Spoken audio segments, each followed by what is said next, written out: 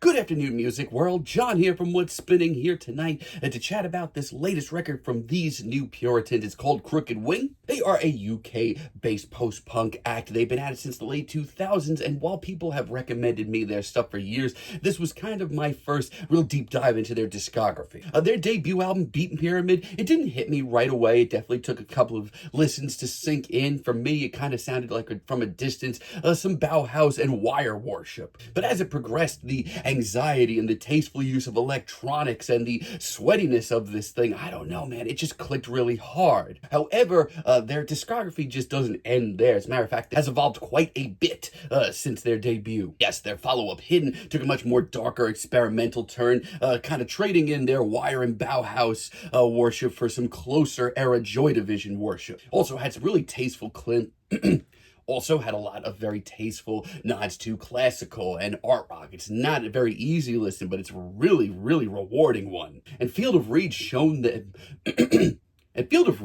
them really honing in on that neoclassical darkwave sound. And while at points I did sort of miss that initial sound that the duo had, I did respect the cerebralness of this record, just how beautiful and dangerous it sounded all at once. But their last record, Inside the Rose, this was maybe my favorite record that I listened to in their discography. I felt like this was the coming together of all of their sounds. It's also a really immersive and daring record. Now, leading up to this thing, for the most part, I thought the singles were just really solid all around, and once again, this is just another very solid record all around from these new Puritans. These new Puritans immediately just throw you right into their world with these ominous chants as well as some church organs. It's not the flashiest opener, but that's not really the point. This absolutely sets the tone perfectly. Yeah, you're in their world now. Up next, we have the Bells single. It's over 7 minutes, and it's a much more of a slow burn kind of track, and it definitely did take me a while to ease into it. This instrumental at points sounds like something ripped directly out of, like, The Exorcist or Mike Oldfield's Tubular Bells.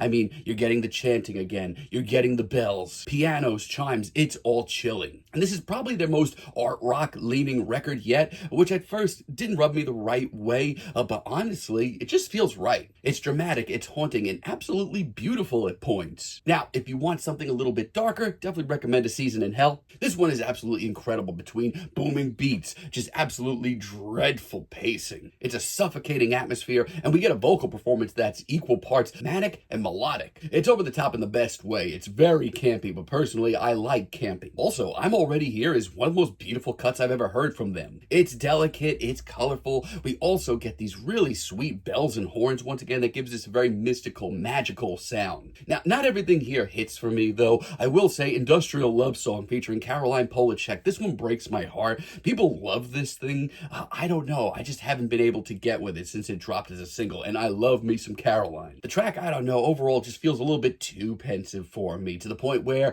nothing really happens. Caroline's vocal performance, she brought her A game, but nothing ever really comes of it. Also, Return towards the end of the record just doesn't really feel necessary. It's not bad by any means, but it's more than anything just a callback to this album's intro, Waiting, which really set the stage. We'll get to Goodnight, but I thought that would have been a much more interesting closing track. Outside of that, though, this record's freaking solid. Wild Fields is one of the most interesting cuts here. My favorite track of the record. It's dense, it's gritty, it just hits from all angles. The track just keeps on building. The vocals that we get here are just so animalistic. The pounding drums, the eerie atmosphere, the vocal effects, everything's done so effectively. If you think that, these new Puritans have kind of toned it down on this record, give this track a listen. Crooked Wing is a hell of a deep cut. Maybe the best deep cut here. We get a lot of campy synths on this track, pounding drums, paired alongside of these very oddly soothing vocals, which creates a serious amount of tension. And Goodnight is the perfect closer to this thing, honestly.